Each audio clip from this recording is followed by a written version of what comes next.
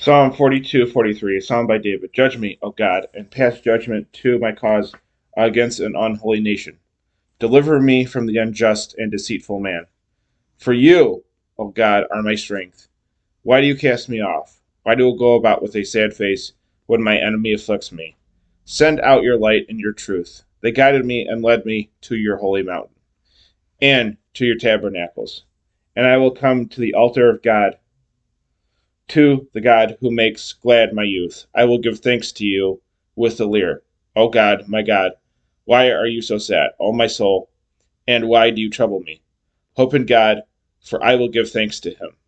My God is the salvation of my countenance. That was Psalm 42 in parentheses 43. Did I say that? A psalm by David. Psalm 43 in parentheses 44. For the end, a psalm for the sons of Korah for understanding. O God, we heard with our ears. Our fathers proclaimed it to us. The work you performed in their days and the days of old. Your hand utterly destroyed the nations, and you planted them. You afflicted and cast out peoples, for they did not inherit the land with their sword, and their arm did not save them, but it was your right hand and your arm, and the light of your countenance, because you took pleasure in them. You yourself are my King and God, who commands salvation for Jacob. In you we shall push back our enemies, and in your name we shall scorn those who rise up against us. Because you took pleasure in them, you yourself are my King and God, you who commands salvation for Jacob. In you we shall push back our enemies, and in your name we shall scorn those who rise up against us. For I will not hope in my bow, and my sword will not save me. For you saved us from those who afflict us, and you disgrace those who hate us. We shall praise God all day long, and we shall give thanks to your name forever. But now you rejected and disgraced us, and you will not go out with our armies. You turned us back from our enemies, and those who hate us took spoil for themselves. You gave us sheep to be eaten, and you scattered us among the nations. You bound your people without honor, and there was no abundance given to ransom them. You made us a reproach to our neighbors, and a scorn and derision to those around us. You made us a byword among the nations, and a shaking of the head among the peoples. All day long my disgrace is before me, and the shame of my face covers me, because of the voice of him who reviles and chatters, because of the face of the enemy and persecutor. All these things came upon us, but we have not forgotten you.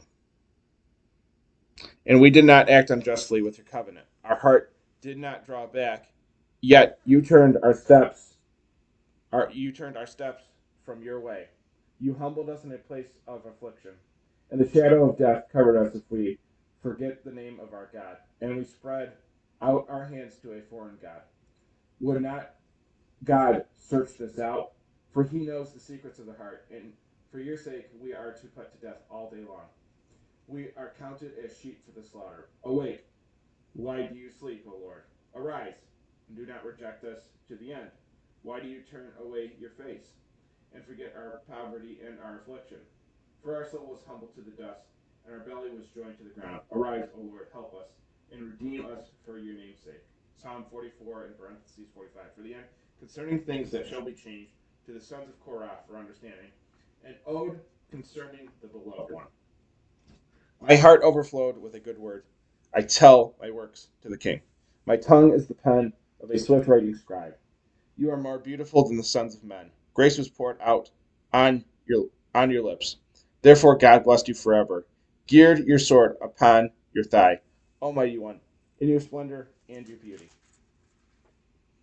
And stretch your bow and grant prosperity and reign because of truth, gentleness, and righteousness.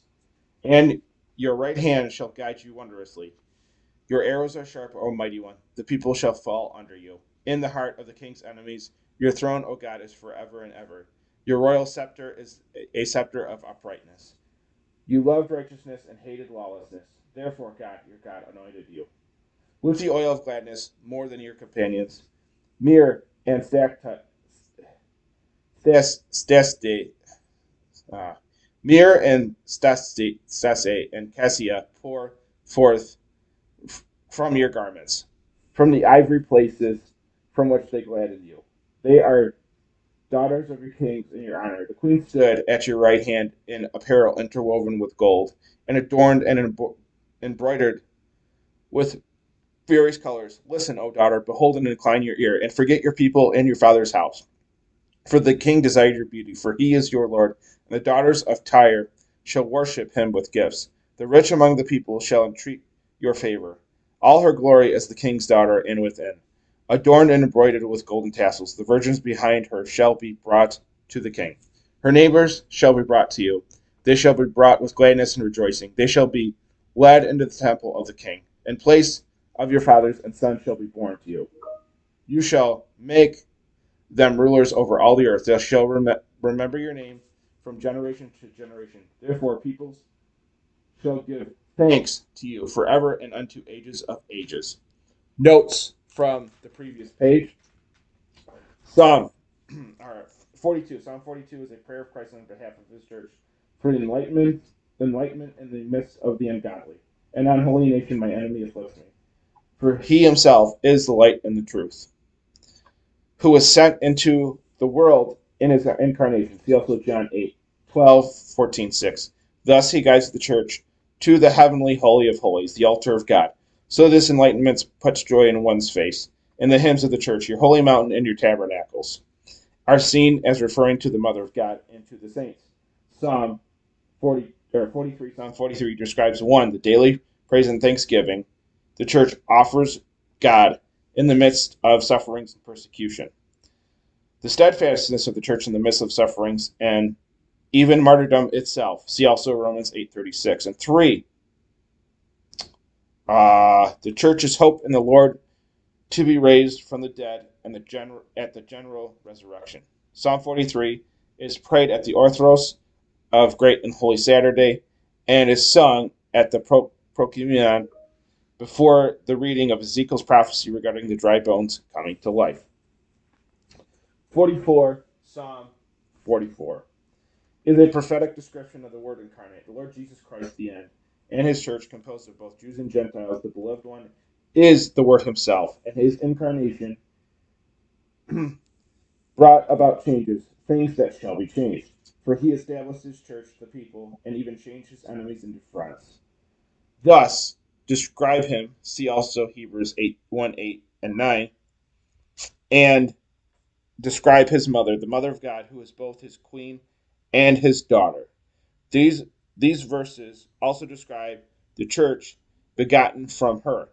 Daughters, the daughters of Tyre, the Gentiles, the virgins, sons, myrrh and stasty, and the sweet-smelling fragrances of incense. Cassia was used in ancient medicines, a reference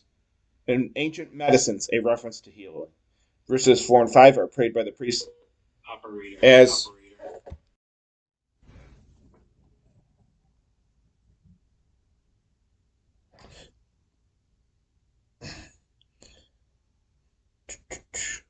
where was I? Oh, okay. Hold on just a minute. For he established his church, the peoples, and even changed his enemies into friends. Thus describe him. See also Hebrews 1:8-9 and 10 through verses 10 through 18 describe his mother, the mother of God, who is both his queen and his daughter.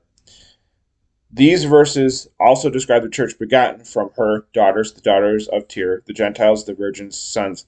Myrrh and stasty are the sweet-smelling fragrances of incense. Cassia was used in the ancient medicines, a reference to healing. Verses 4-5 are prayed by a priest as he vests for the divine liturgy. And verse 10 is recited in honor of the Mother God as he prepares the holy gifts. Also, verse 18 is quoted in Luke 1:48 as a part of the Magnificat, which is also sung in Orthros. Then, too, this psalm is prayed in the first royal hour of Nativity Eve, and verses 4, 5, and 8 are sung on the Sunday of the Samaritan woman. See also John 4.